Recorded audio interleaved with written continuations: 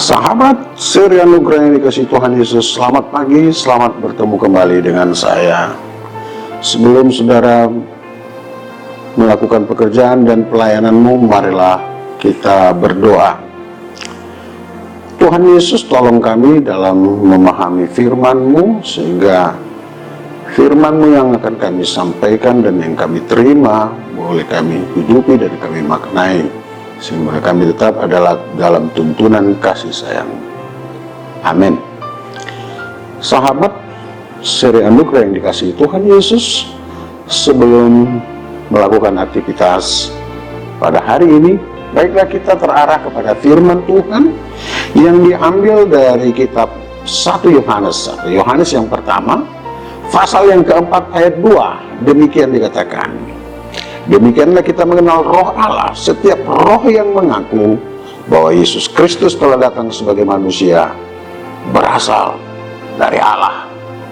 Saudara-saudara yang dikasihi Tuhan Yesus Kristus, bahwa tentu setiap manusia punya keinginan dan cita-cita, dan untuk menggapai keinginan dan cita-cita itu, maka setiap orang memiliki cara masing-masing. Ada yang melakukannya dengan baik, dengan sabar mengikuti proses, atau ada juga yang tidak sabar mengikuti proses, maka dia melakukan hal-hal yang tidak terpuji, misalnya melakukan suap, melakukan sogok untuk demi satu jabatan tertentu, dan atau juga pergi kepada kekuatan-kekuatan lain yang pada saat ini seringkali disebut sebagai paranormal, dan sehingga ada banyak yang tersesat, normalnya hilang, tinggal parahnya, sehingga banyak yang menderita.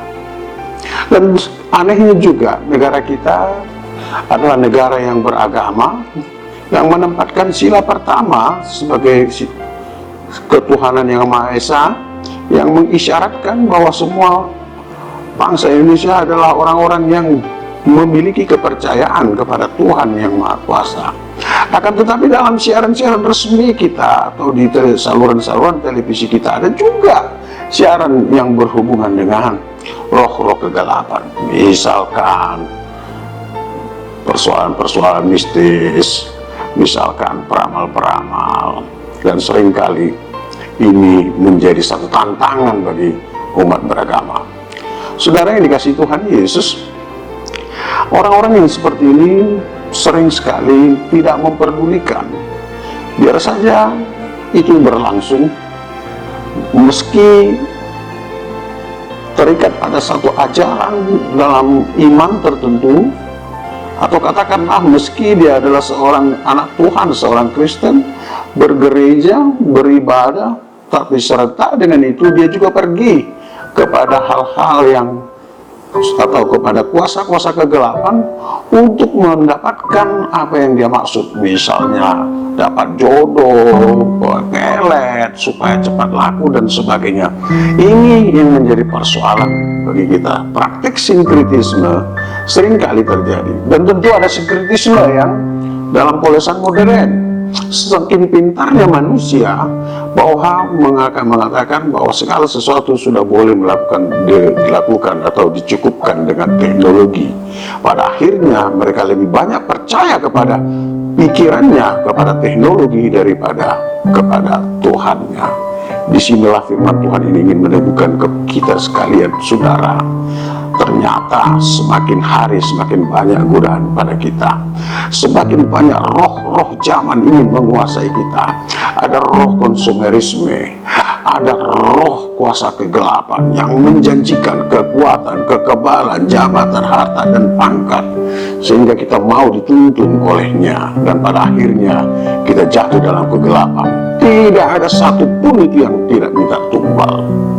Saat ini kita diminta untuk mau dituntun oleh Roh Kudus.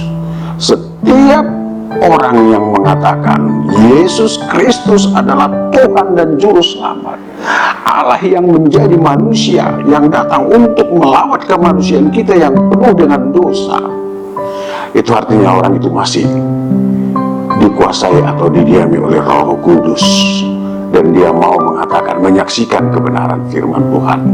Hari ini kita dituntun untuk mengatakan Yesus Kristus adalah Tuhan yang menjadi manusia, yang melawat dan membebaskan kita daripada perbuatan dosa. Itu adalah roh yang berasal dari Allah. Dan tentu dengan menyatakan iman kepercayaanmu dengan benar, apakah di kantor, di tempat kau bekerja, apakah di tempat kau berdagang, apakah di tempat usahamu, yakinlah ketika engkau mampu mengatakan itu, dan artinya engkau mau melakukan pekerjaanmu dengan jujur dan baik, dan itu kau anggap sebagai satu pelayanan kepada Tuhan, yakin dan percaya engkau masih didiami oleh Roh Allah. Yakin dan percaya Tuhan makin mencintaimu. Selamat menebar kebaikan, selamat menyatakan iman dengan baik. Amin. Terima kasih Tuhan Yesus buat tuntunan Roh-Mu yang kudus. Dan itu artinya kami masih ada dalam kasih sayang-Mu.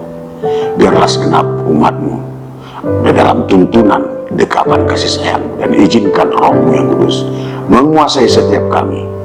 Dengan itu jugalah kami mengaku bahwa Engkau adalah Yesus Tuhan dan Juru Selamat kami, yang datang dan menjadi manusia melawat kami dan membebaskan kami dari dosa. Ampuni dosa kami Yesus. Amin.